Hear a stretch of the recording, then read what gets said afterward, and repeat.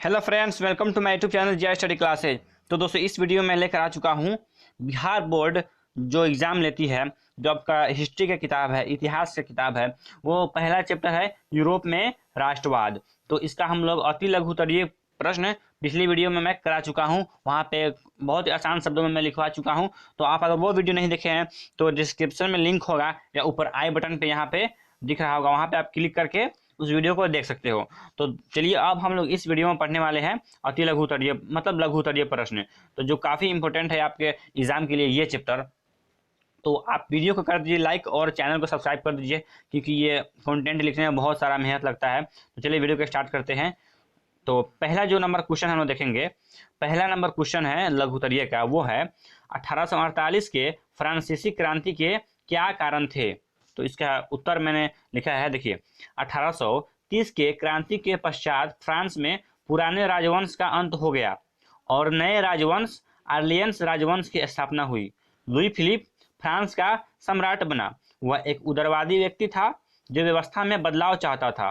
Louis Philippe की नीति से फ्रांस के रूढ़िवादी सहमत नहीं थे। वे लोग विरोध की आवाज उठाने लगे। लुई फिलिप ने रूढ़िवादियों का समर्थन प्राप्त करने के लिए गीजो को अपना प्रधानमंत्री नियुक्त किया, जो कट्टरवादी, रूढ़िवादी और घोर प्रतिक्रियावादी था। वह कुछ ही समय बाद संपूर्ण फ्रांस में गीजो का वर्चस्व कायम हो गया। लुई फिलिप कमजोर पड़ता गया। फ्रांस में भुखमरी, बेरोजगारी, महंगाई व्यापक रूप लेने लगी। अंततः उदारवादियों अथवा सुधारवादियों ने क्रांति की पृष्ठभूमि तैयार की और 1848 ईस्वी में फ्रांस में पुनः क्रांति शुरू हो गई। तो ये हो गया आपका एक नंबर का जो क्वेश्चन है, 1848 के फ्रांसीसी क्रांति के मतलब फ्रांसीसी क्रांति के कारण क्या थे। तो आप इसका एक स्क्रीनशॉट ले लीजिए और अपने नोटबुक में नोट कर लीजिएगा। तो चलिए, अब हम लोग दो नंबर क्वेश्चन देखते हैं। 2 नंबर हमारा क्वेश्चन है, इटली और जर्मनी के एकीकरण में ऑस्ट्रिया की क्या भूमिका थी। यह क्वेश्चन काफी इंपॉर्टेंट है आपके एग्जाम के लिए। बोर्ड एग्जाम में हर साल पूछे जाते हैं 2 नंबर के क्वेश्चन ये है। चलिए इसका आंसर देखते हैं। इटली और जर्मनी के एकीकरण में ऑस्ट्रिया की महत्वपूर्ण भूमिका रही। ऑस्ट्रिया एक पुरातन व्यवस्था का समर्थक और कट्टर रूढ़िवादी था। वह नहीं चाहता था कि इटली और जर्मनी का एकीकरण हो, परंतु उसकी नीति की प्रतिक्रिया को तीव्र गति प्रदान किया गया। ऑस्ट्रिया जितना रोकने का प्रयास किया, उतना ही तेजी से इटली एवं जर्मनी का एकीकरण हुआ।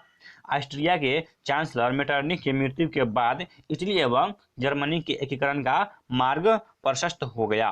तो ये हो गया आपका 2 नंबर क्वेश्चन जो है, इटली और जर्मनी के एकीकरण में ऑस्ट्रिया की क्या भूमिका थी, इसका आंसर। तो आप इसका भी कर लीजिए एक स्क्रीनशॉट और अपने नोटबुक में इसको भी नोट कर लीजिएगा। तो चलिए, जो 3 नंबर क्वेश्चन है हम लोग उसको भी देख लेते हैं।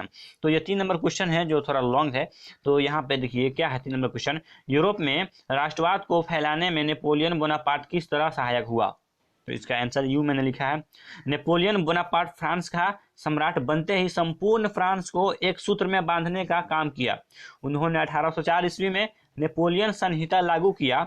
यह नेपोलियन द्वारा लागू किया गया एक ऐसा संविधान था जिसमें फ्रांस के सभी लोगों को बराबर अधिकार दिया गया। सबके लिए एक व्यवस्था कायम की गई। यहाँ पे पैराग्राफ चेंज है।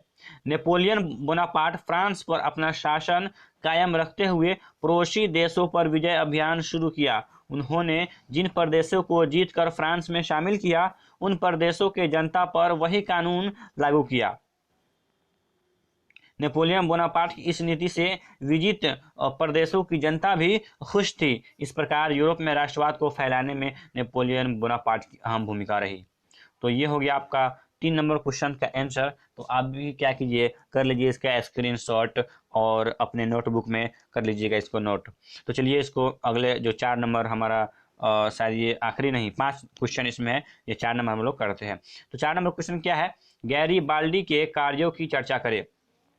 ये भी क्वेश्चन आपके लिए मोस्ट इम्पोर्टेंट है आपके एग्जाम के लिए। तो चलिए इसका आंसर देख लेते हैं।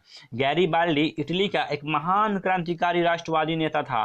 उनके रग रग में राष्ट्रवाद की भावना बसी हुई थी। गैरीबाल्डी पेशे से एक नाविक था, परंतु इटली के एकीकरण के लिए अपना संपूर्ण जीवन समर्पित कर दिया था।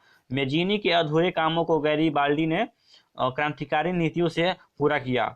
रोम, जो इटली के एकीकरण से अब तक अलग रहा, परंतु गैरीबाल्डी ने 1862 में रोम पर आक्रमण की नीति बनाई। इससे डरकर रोम के पादरियों ने इटली में शामिल होने का निर्णय लिया। इस प्रकार इटली के एकीकरण में गैरिबाल्डी के महत्वपूर्ण भूमिका रही। तो ये हो गया आपका 4 नंबर क्वेश्चन का आंसर। तो आप भी इसका भी कर लीजिए स्क्रीनशॉट और अपने नोटबुक में नोट कर लीजिएगा, क्योंकि बहुत ही आसान शब्दों में मैंने लिखा है। आपको पूरे यूट्यूब में कहीं नहीं मिलेगा जो आपको ऐसा क्वेश्चन आंसर करा है। कोई आकर व्हाइट बोर्ड पर समझा देगा, वो बात अलग है, लेकिन ऐसे कोई भी नोट बनाकर आपको नहीं समझाएगा। तो वीडियो को लाइक कर दीजिए और हमारे चैनल को सब्सक्राइब जरूर कीजिएगा, क्योंकि आपको यहाँ पे हिस्ट्री नहीं और जितने भी सिलेबस है सबका क्वेश्चन आंसर यहाँ पे कराया जाता है। चलिए, जो 5 नंबर क्वेश्चन है उसको हम लोग देख लेते हैं। अब 5 नंबर क्वेश्चन क्या है, विलियम प्रथम के बगैर जर्मनी का एकीकरण बिस्मार्क के लिए असंभव था, कैसे? तो इसका आंसर हम लोग देखते हैं। जर्मनी का एकीकरण बिस्मार्क के लिए एक कठिन कार्य था, क्योंकि पर्शिया के शासक फ्रेडरिक विलियम नहीं चाहते थे कि जर्मनी का एकीकरण हो। परंतु फ्रेडरिक विलियम के देहांत के बाद विलियम प्रथम पर्शिया का शासक बना, जो उदारवादी था, वह आधुनिक विचारों का समर्थक था। विलियम प्रथम जानता था कि जर्मनी के एकीकरण के बगैर पर्शिया का आधुनिकीकरण संभव नहीं है। इसी वजह से विलियम प्रथम ने बिस्मार्क को जर्मनी के एकीकरण की जिम्मेदारी सौंपी और अंततः बिस्मार्क के नेतृत्व में जर्मनी के एकीकरण का कार्य पूरा हुआ। तो ये हो गया आपका 5 नंबर क्वेश्चन का आंसर। तो उम्मीद करता हूँ कि आपको ये सारे आंसर बहुत ही आसान लगा होगा। अगर अच्छा लगा हो तो वीडियो को लाइक कीजिएगा और हमारे चैनल को भी सब्सक्राइब कर दीजिए, क्योंकि आपको ऐसा ही एजुकेशनल कंटेंट, मैथ वगैरह जो भी है आपका सब्जेक्ट, वो सारे यहाँ से सिलेबस कंप्लीट कराए जाते हैं। 10 से 12 तक के सारे सिलेबस कंप्लीट कराए जाते हैं। तो वीडियो को लाइक करके चैनल को सब्सक्राइब कर दीजिए और कमेंट कर दीजिए आप कौन से क्लास में हैं और किस एग्जाम की तैयारी कर रहे हैं। तो चलिए मिलते हैं।